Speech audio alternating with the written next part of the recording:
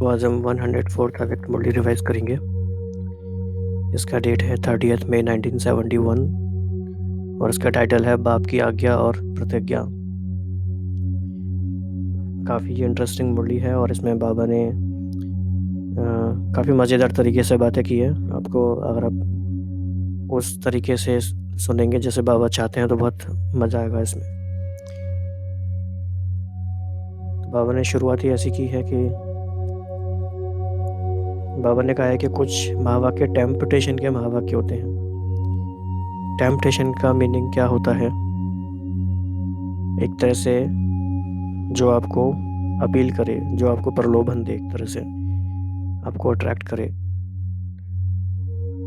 है ना, ऐसा कह सकते हैं। तो कुछ टेम्पटेशन के महावाक्य हैं, जैसे बाबा ने कहा कि अगर तुम एक कदम बढ़ाओगे तो मैं 1000 कदम बढ़ाऊंगा। तो बाबा कह रहे हैं कि ऐसे ऐसे टेम्पटेशन के जो महावाक्य हैं वो याद रखने चाहिए। और बाबा ने कहा कि इसकी लिस्ट बहुत लंबी है, ऐसे बहुत महावाक्य हैं। तो आज का एक अगर हम होमवर्क हम सब अपने आप के लिए लें तो ये बहुत इंटरेस्टिंग रहेगा करने के लिए। चाहे तुम लिखें, चाहे हम यहाँ शेयर करें, चाहे अपने मन में सोचें कि ऐसी कौन कौन सी बात है जिसमें आज्ञा भी है और प्रतिज्ञा भी है और टेम्पटेशन भी है। फिर बाबा ने कहा कि ऐसे महावाक्य क्यों स्मृति में रखने चाहिए, क्योंकि जैसी स्मृति होती है वैसी ही समर्थी आती है। तो समर्थी का आधार स्मृति है। और इस बात को समझाने के लिए बाबा ने काफ़ी रमणीक एग्जाम्पल दिए हैं। पहला एग्जाम्पल है राजपूत। उन्होंने कहा जैसे राजपूत होते हैं तो उनको याद दिलाया जाता है कि आपके जो पूर्वज थे वो ऐसे ऐसे थे, ऐसे ऐसे होकर गए, उन्होंने यह किया है। तो उनको कुल की स्मृति याद दिलाने से उनके अंदर वो बल, वो शौर्य जागृत हो जाता है। तो बाबा कह रहे हैं ऐसे ही तुम्हें मैं याद दिलाता हूँ कि तुम तो सूर्यवंशी घराने के हो, तुम तो देवता घराने के हो, तुम वही हो जिनकी मंदिरों में पूजा हो रही है। तो ऐसे करते करते बाबा ने हमें बहुत सारी स्मृतियाँ दिलाई हैं। तो स्मृति आने से समर्थी आ गई।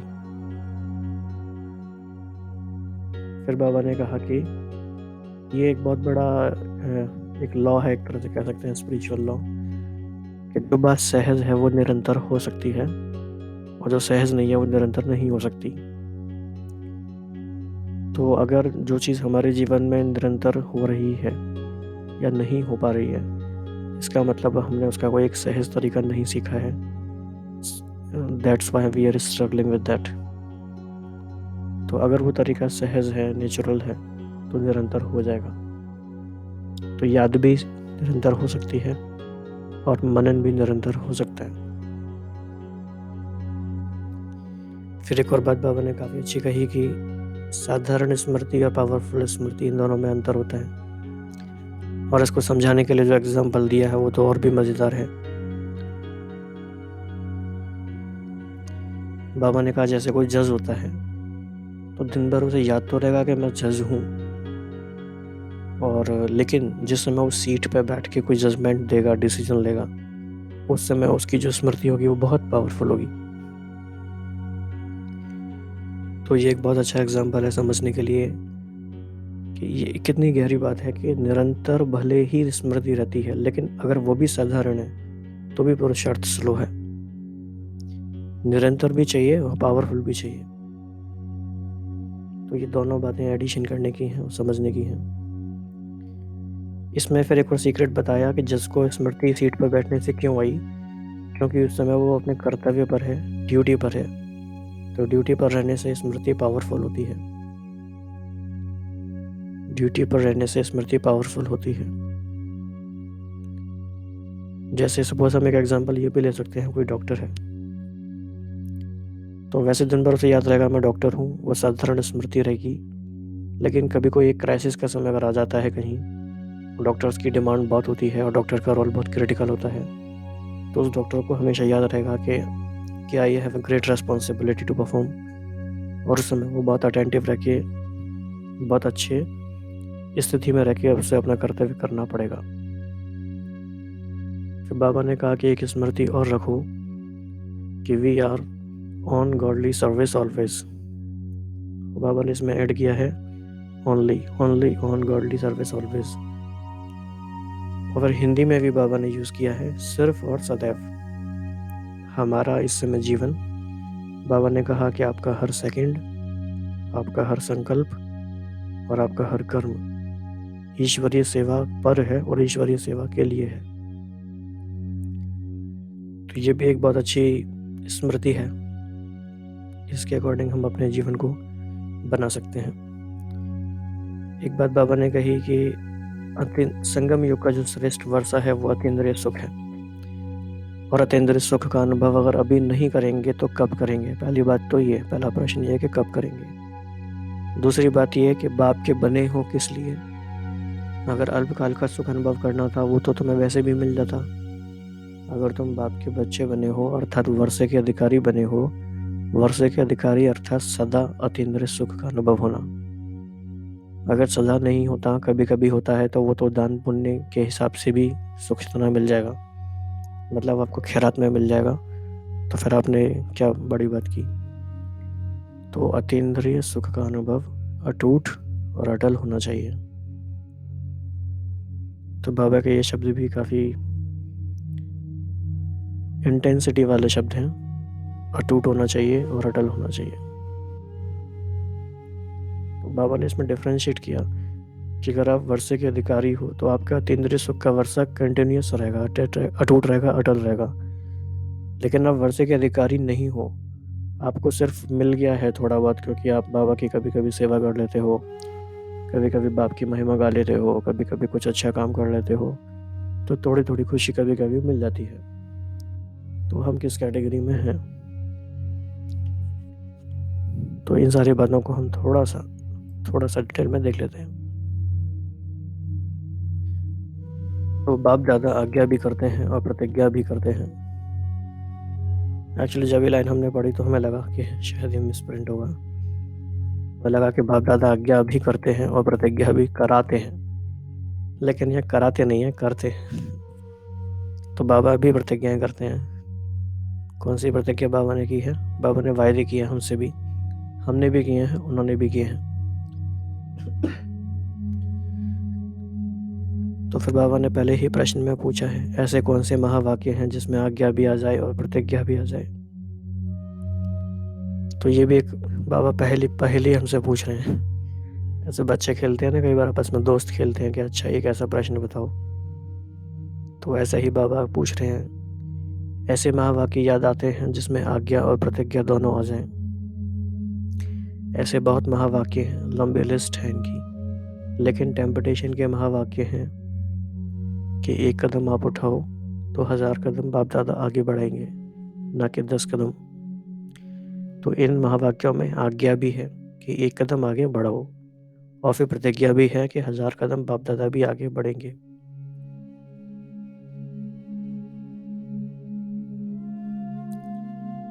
ऐसे उमंग उत्साह दिलाने वाले महावाक्य सदैव स्मृति में रहने चाहिए। आज्ञा को पालन करने से बाप की जो प्रतिज्ञा है उससे सहज रीति अपने को आगे बढ़ा सकेंगे, क्योंकि फिर प्रतिज्ञा मदद का रूप बन जाती है। एक तरफ अपनी हिम्मत, दूसरी तरफ मदद, जब दोनों मिल जाते हैं तो सहज हो जाता है। तो किसी भी चीज़ को सहज बनाने की रेसिपी क्या है? हिम्मत और मदद। कुछ तुम आगे बढ़ो, कुछ आगे हम बढ़ते हैं, मतलब बाप दादा बढ़ते हैं, फिर इजी हो जाएगा। इसलिए ऐसे ऐसे महावाक्य सदैव स्मृति में रहने चाहिए।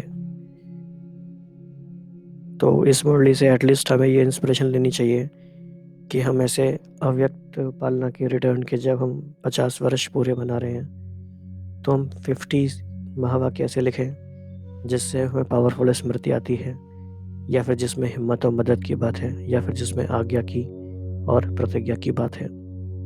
अगर हम सब लोग मिलके करेंगे, हम सब अगर इसमें डेली सुनने वाले 50 लोग भी हैं, अगर हम सब मिलके एक एक महावाक्य भी कंट्रीब्यूट करें तो 50 हो जाएंगे, और फिर हम उनको एक कंपाइलेशन करके सबके संग शेयर भी कर सकते हैं। तो अगर आप इसमें इस तरह सहयोग करना चाहते हैं तो आप अपना स्टेटमेंट कंट्रीब्यूट कर सकते हैं, या तो आप यूट्यूब में कमेंट बॉक्स में बता सकते हैं, या फिर आप व्हाट्सएप पे बता सकते हैं, जैसे भी आपको कंफर्टेबल हो। सदैव स्मृति में रहनी चाहिए। क्यों रहनी चाहिए? क्योंकि स्मृति ही समृद्धि लाती है। ये बहुत अच्छा एग्जाम्पल है। जैसे राजपूत होते हैं, वह जब युद्ध के मैदान में जाते हैं तो बल कैसा भी कमजोर हो, उनको अपने कुल की स्मृति दिलाते हैं। क्या दिलाते हैं? कि राजपूत ऐसे ऐसे होते हैं, ऐसे होकर गए हैं, ऐसे ऐसे करके गए हैं, ऐसे कुल के तुम हो। यह स्मृति दिलाने से उन्होंने समृद्धि आती है। सिर्फ कुल की महिमा सुनते सुनते स्वयं भी ऐसे महान बन जाते हैं। नाम भी ऐसे ऐसे रखते हैं ना, बाहुबली। इस रीति आप सूर्यवंशी हो। वह सूर्यवंशी राज्य करने वाले क्या थे, कैसे राज्य किया और किस शक्ति के आधार से ऐसा राज्य किया? यह बाबा कहते हैं कि तुम्हारा पूरे विश्व पर एक छत्र राज्य था। पूरे विश्व में कोई और राज्य था ही नहीं, कोई और खंड था ही नहीं। तो अटल अखंड एक राज्य के आप अधिकारी थे। तो वह स्मृति और साथ साथ अब संगम युग के ईश्वरीय कुल की स्मृति, जिसको कि बाबा कहते हैं कई बार ईश्वरीय नशा और नारायणी नशा, अगर यह दोनों ही स्मृति बुद्धि में आ जाती है तो फिर समृद्धि आ जाती है। जिस समृद्धि से फिर माया का सामना करना सरल हो जाता है, सिर्फ समृद्धि के आधार से, स्मृति के आधार से। तो हर कार्य में सफलता प्राप्त करने के लिए क्या साधन हुआ? तो सक्सेस का फॉर्मूला भी यही हो गया। स्मृति से पहले अपने में समृद्धि को लाओ, फिर कार्य करो। तो हमारा भी जो मेथड है बीकेएस का, वो यही है कि हर कार्य करने से पहले we stay in silence for 2-3 minutes. That means we remind our self of our powerful स्वरूप, कि who am I and who is accompanying me. तो बल कैसा भी कमजोर होगा, लेकिन स्मृति के आधार से उस समय के लिए समृद्धि आ जाएगी।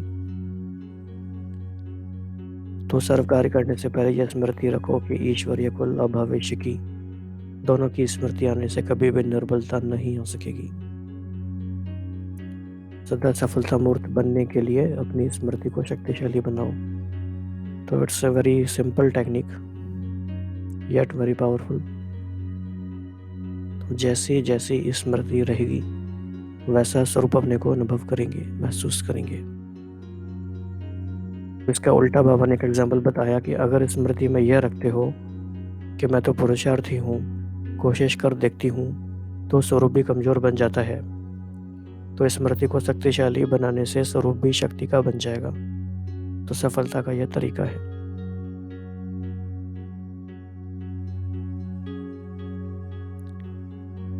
अगर स्मृति कमजोर है तो फिर जो संकल्प करते हो वह सिद्ध नहीं हो पाता है। तो यह स्मृति रखना मुश्किल है, वह सहज है। जो सहज बात होती है वह निरंतर भी रह सकती है। स्मृति भले निरंतर रहती भी है, लेकिन एक होती है साधारण स्मृति और दूसरी होती है पावरफुल स्मृति। फिर इसमें एक और एग्जाम्पल बताया है।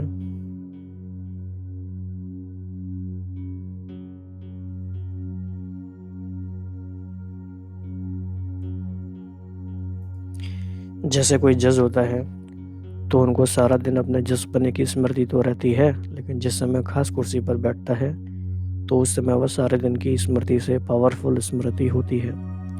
तो ड्यूटी अर्थात कर्तव्य पर रहने से पावरफुल स्मृति रहती है, और वैसे साधारण स्मृति रहती है। तो लेकिन पावरफुल स्मृति जिससे बिल्कुल वह स्वरूप बन जाए और स्वरूप की सिद्धि सफलता मिले, वह कितना समय रहती है?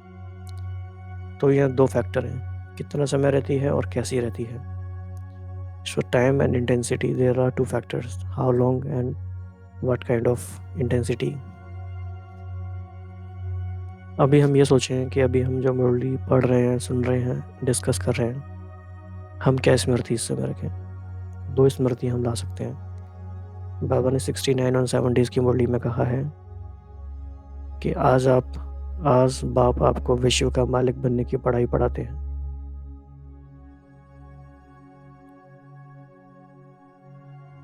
तो इस तरह की जो स्मृतियां हैं कि हम किसकी पढ़ाई पढ़ रहे हैं, विश्व राज्य अधिकारी बनने की पढ़ाई हम पढ़ रहे हैं। और किससे पढ़ रहे हैं?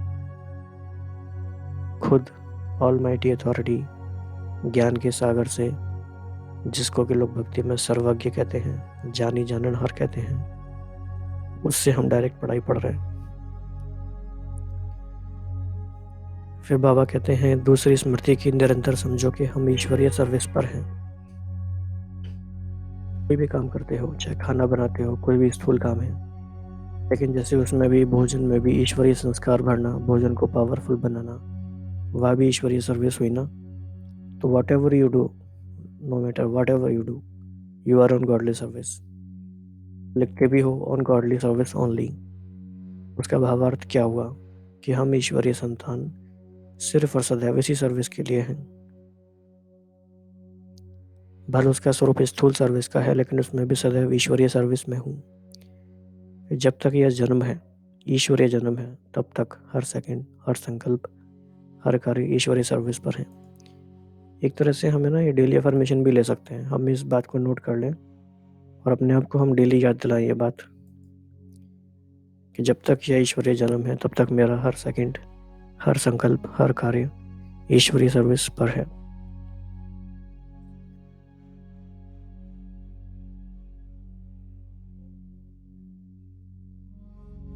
बाबा कह रहे हैं कि अगर सदैव अपने मर्तबे की कुर्सी पर बैठो तो नशा नहीं रहेगा।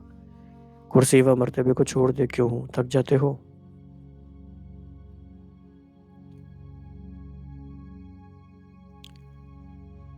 फिर बाबा ने पूछा कि अपना अतीन्द्रिय सुख का अनुभव कब करेंगे। राज्य भाग्य का तो भविष्य में अनुभव करेंगे, लेकिन अतीन्द्रिय सुख का अनुभव तो अभी करना है। बाप के बच्चे बनकर वर्तमान अतीन्द्रिय सुख का पूरा अनुभव प्राप्त नहीं किया तो क्या किया। सदैव यह सोचो कि संगम युग का श्रेष्ठ वर्षा अतीन्द्रिय सुख सदाकाल प्राप्त रहा। अगर अल्पकाल के लिए प्राप्त किया तो बाकी फर्क क्या रहा। सदाकाल की प्राप्ति के लिए ही तो बाप के बच्चे बने। ये भी स्मृति में रहने की बात है। आजकल मुरली में ये बात भी हम देखते हैं, 3-4 लास्ट मुरली में बाबा ये कहते हैं कि अगर ऐसा ना किया तो फिर क्या किया। तो बाबा का ये भी एक बड़ा मज़ेदार तरीका है कि अगर ऐसे बन के भी तुमने ऐसा नहीं किया तो फिर क्या किया। तो अल्पकाल का अनुभव क्यों, अटल अटूट अनुभव होना चाहिए, तभी अटल अखंड स्वराज्य प्राप्त करेंगे। तो क्या अच्छा लगता है, अतीन्द्रिय सुख भी अटूट होना चाहिए ना। अगर अटल अटूट नहीं तो समझना क्या चाहिए, ये समझना चाहिए, ये इम्पोर्टेंट है। वर्षे के अधिकारी नहीं बने हैं, लेकिन थोड़ा बहुत दान पुण्य की रीति से प्राप्त कर लिया है, जो कभी कभी प्राप्त हो जाता है। वर्षा सदैव अपनी प्राप्ति होती है, दान पुण्य तो कभी कभी की प्राप्ति होती है। वारिस हो तो वारिस की निशानी है, अतीन्द्रिय सुख के वर्षे के अधिकारी। तो ये क्वेश्चन नंबर 17 इम्पोर्टेंट है और इसका आंसर भी इम्पोर्टेंट है। इस पर आप ध्यान में रखें। तो वारिस को तो बाप सभी कुछ विल करता है, जो वारिस नहीं होंगे उनको थोड़ा बहुत देकर खुश करेंगे, राइट। तो जिनका बाप के विल पर पूरा अधिकार होगा उनकी निशानी क्या दिखाई देगी, वह विल पावर वाले होंगे, उनका एक एक संकल्प विल पावर वाला होगा। तो इसके अलावा एक ये वाला टॉपिक नंबर 9 वाला, इस पर हमने अलग से डिस्कशन किया है। इसकी वीडियो सेकंड पार्ट में आपको मिलेगी, क्योंकि ये टॉपिक इतना इम्पोर्टेंट है, इसको हमने अलग से रखा है। तो आपको ज़रूर ध्यान से, बहुत अच्छे से पढ़ना है और समझना है, और कोई भी बात आपकी एडिशनल आप इसमें कहना चाहते हो तो वो शेयरिंग करना है। तो बात कुछ है इसमें आज बाबा से थोड़ा दृष्टि लेते हुए हम अंतर्मुखता में जाकर अपनी सेफ्टी के साधन को अपनाकर और जो भी बाबा ने बातें बताई हैं उस पर ध्यान करेंगे कि स्मृति से ही समृद्धि आती है, और जो भी ऐसे महावाक्य हैं जिसमें आज्ञा भी है और प्रतिज्ञा भी है, उनका हम कंपाइलेशन अपने मन बुद्धि में भी और अपनी डायरी में भी लिखेंगे।